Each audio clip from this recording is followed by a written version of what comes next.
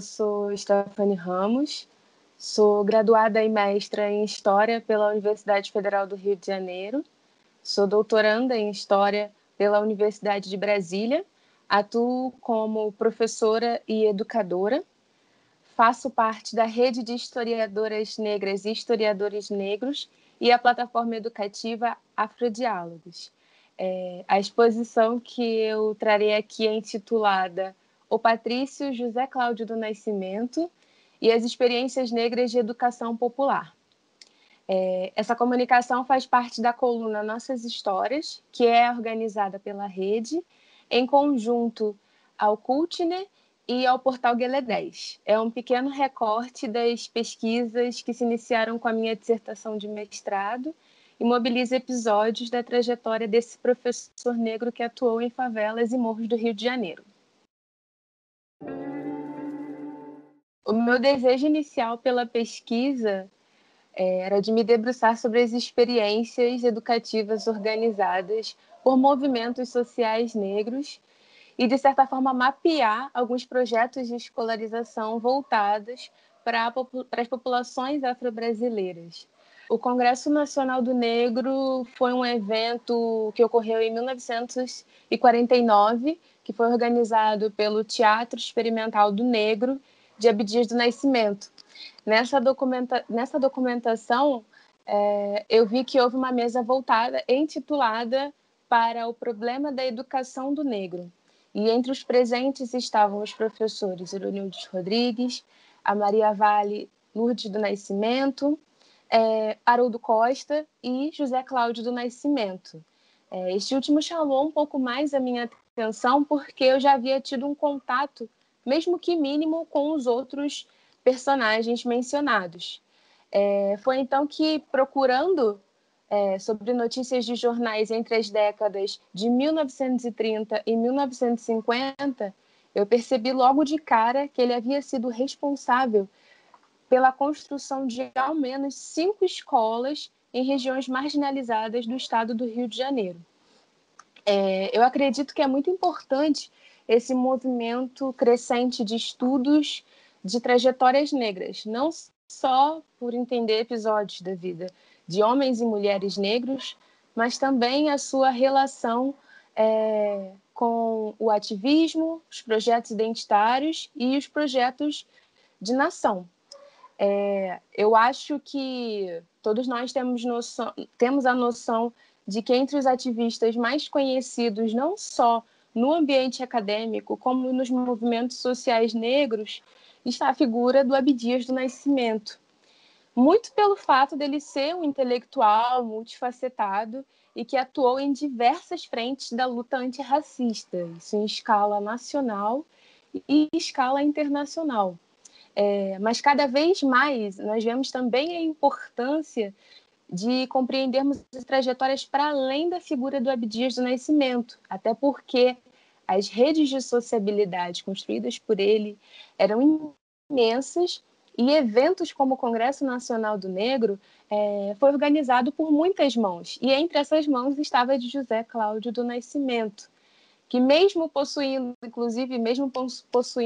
o mesmo sobrenome que o Abdias e a Maria Lourdes Vale do Nascimento, ainda então não há indícios de qualquer parentesco mais direto. Como vai ser possível ler no texto do Guelé 10, que vocês vão ler ou já leram, nas primeiras notícias publicizadas por jornais de grande circulação estão algumas ações promovidas pela Cruzada Nacional pela Educação, que o José Cláudio fazia parte e doava alguns materiais escolares para escolas da região sul do Brasil, mais especificamente Blumenau.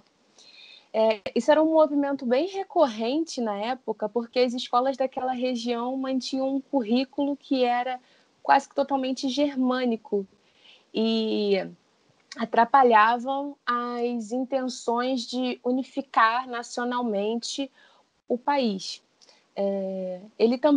O José Cláudio também era chamado de Patrício, de Nosso Patrício, de Apóstolo da Cartilha, e em algumas reportagens é possível perceber como ele tinha a aspiração de se aproximar da figura e dos ideais do chefe de Estado Getúlio Vargas.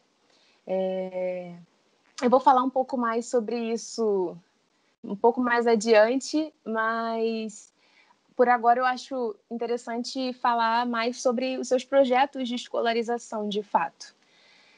Dentre esses projetos, 2 eram intitulados de Instituto 13 de Maio e Escola José do Patrocínio. Isso foi construído dessa forma sob a justificativa de homenagear importantes personagens e momentos da cultura negra, segundo as próprias palavras do José Cláudio. As outras escolas foram a Escola Engenheiro Miranda Carvalho, que era localizada no bairro da Saúde, na zona portuária do Rio de Janeiro, a Escola do Morro da Rocinha, na zona sul do Rio, e a Escola de Caxias, que era localizada no município de Duque de Caxias. Até mesmo, e isso é muito interessante perceber, que os jornais gostavam de publicizar até mesmo o número aproximado de alunos aos quais o José Cláudio conseguia abarcar. Das 5 escolas, o jornal Amanhã reporta que ele beneficiava 230 alunos. O professor ele foi ganhando notoriedade com o passar dos anos e conseguiu, com o tempo, conseguiu auxílio de órgãos do Estado, do Distrito Federal e também de professoras que atuaram com ele. E aí é um ponto importante, interessante de ser abordado, porque são pouquíssimas as notícias que mostram o funcionamento dessas escolas com as professoras. A única notícia que é evidenciada uma mulher tem o nome da professora Paulina e sem sobrenome. E é interessante perceber que essa questão de gênero ela se faz presente até mesmo nos silêncios, né? Visto que o professor não atuava sozinho, mas as narrativas jornalistas dão um tom quase que heróico de um homem que era incansável, que cuidava das 5 escolas sozinho, em um momento, inclusive em um momento do Brasil com altíssimos índices de analfabetismo e que não havia uma política de expansão e democratização do ensino. Como vai ser possível ver nas fotos, apenas a figura dele aparecia e com suas dezenas de alunos. E é, inclusive, uma lacuna da pesquisa que eu espero conseguir tratar e me debruçar em breve. Pensando na figura do José Cláudio como um nacionalista, como um patrício, a gente percebe que ele mantinha uma ampla rede de apoio mútuo com nomes de destaque do cenário político nacional, coronéis da polícia, do exército e do Getúlio Vargas. E como eu já havia dito anteriormente, ele buscava sempre se aproximar desses ideais ultranacionalistas. E algo que não está, um episódio que não está no texto do Guerrilha 10, mas que eu acho importante mencionar aqui, foi que ele participou como redator do Manifesto Antinazi Nipofascista, que foi redigido em 1942, o ano que o Brasil entrou que o governo enviou as tropas para a Segunda Guerra Mundial. E esse manifesto contou com a assinatura de 300 indivíduos. Isso representa o local que o José Cláudio estava inserido, não só como um professor influente, mas também como uma liderança da Liga dos Portuários, né? Logo em seguida, dias depois, alguns jornais, cerca de 3 jornais, noticiam com uma pequena nota de que o Getúlio Vargas o chama para conversar e auxiliá-lo em suas escolas. Então, é interessante perceber, talvez, algumas das estratégias utilizadas pelo professor para poder concretizar os seus objetivos. Eu sempre gosto de pensar no José Cláudio como uma pessoa que para além do fato dele estar circulando por diversos espaços, diversos setores de classes e de classes sociais e políticas, ele é um homem negro de pele muito escura. E é importante perceber as estratégias de afirmação e resistência, porque por muitas vezes ele não menciona a questão racial, algo que talvez para ele não era nem necessário, visto que ele era um homem negro e a maior parte de seus alunos eram alunos negros, ao mesmo tempo que ele está participando de congressos com Abdias do Nascimento, mas nos jornais de grande circulação ele não menciona a questão racial. A gente precisa pensar também que a gente está falando de um contexto histórico de 1930, 1940, 50, em que as ideologias de democracia racial estavam a todo vapor. E talvez não fosse interessante para ele demonstrar esse discurso tão abertamente. E a trajetória dele, os episódios da trajetória dele me lembram muito os estudos da historiadora Ana Flávia, porque quando ela traz as figuras do Machado de Assis, José do Patrocínio e Luiz Gama, que também estão circulando por diversos espaços, o que não queria dizer necessariamente que eles estavam presentes em classes mais altas da sociedade, classes econômicas da sociedade. É possível perceber e que ela demonstra que esses indivíduos estavam em contato entre si, que frequentavam os mesmos espaços. É muito interessante para perceber que há muitas permanências, que esses indivíduos continuam tendo contatos entre si, eles continuam se apoiando mutuamente, que não necessariamente os documentos vão nos dizer isso diretamente, mas é algo que a gente já consegue captar. E aí, um outro ponto que eu acho importante de mencionar é que o fato dele estar inserido em locais de destaque político e social, até mesmo econômico, não o privou de passar por alguns obstáculos na construção das suas escolas. Um deles foi a derrubada de uma dessas escolas por conta da especulação imobiliária. Um senhor que foi identificado como um representante do governo, mas não houve essa confirmação logo em seguida, disse que ele tinha recebido ordens para destruir aquelas casas por conta dessa especulação imobiliária. E entre os barracos que estavam ali naquela favela estava a escola do José Cláudio. E tem uma foto muito digna de uma página inteira do jornal que menciona esse episódio, e tem uma foto do professor na frente de terno e todas as crianças atrás, e um pequeno relato dele dizendo que por mais que ele fosse incansável, por mais que ele soubesse que o governo não tinha mais intenções, que isso fazia com que as crianças ali localizadas ficassem sem qualquer tipo de suporte. E aí nos traz certas reflexões mesmo, que independente dos espaços que ele estava inserido, isso não impediu com que episódios como esse acontecessem.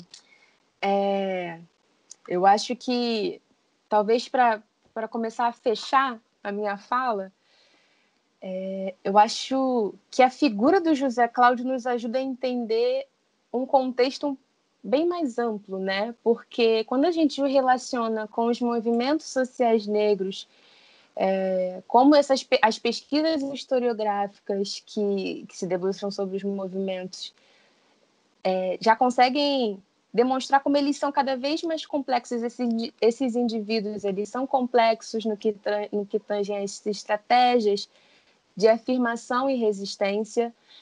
Muitos caminhos políticos foram adotados e que, por vezes, nós não iremos concordar com esses caminhos, mas, principalmente, a importância de se entender as movimentações que aconteciam e que elas não aconteciam de forma isolada, que talvez não trata-se da gente concordar ou não concordar com os caminhos daqueles atores, e sim tentar entender as permanências, as descontinuidades.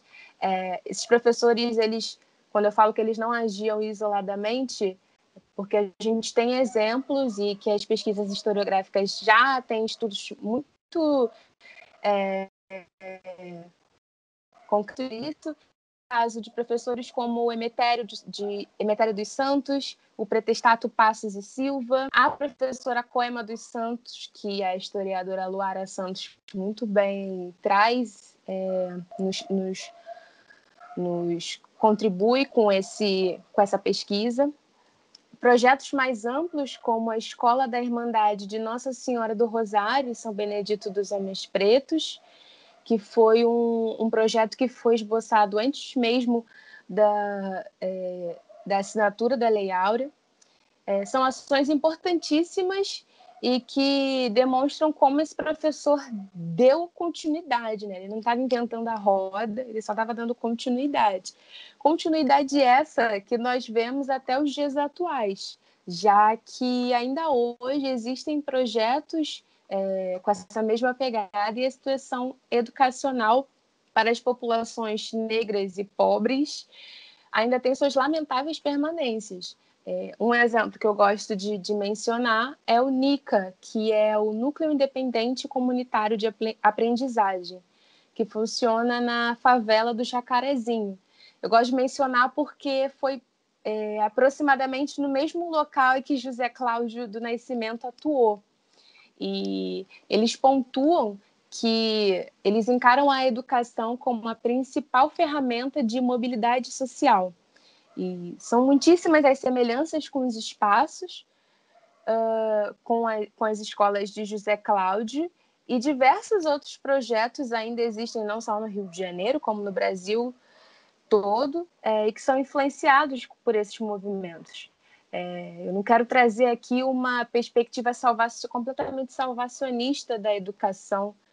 Eu acredito que os personagens mencionados, inclusive, não tinham esse tipo de pretensão, até porque eles entendiam as barreiras que a questão racial poderiam construir para eles.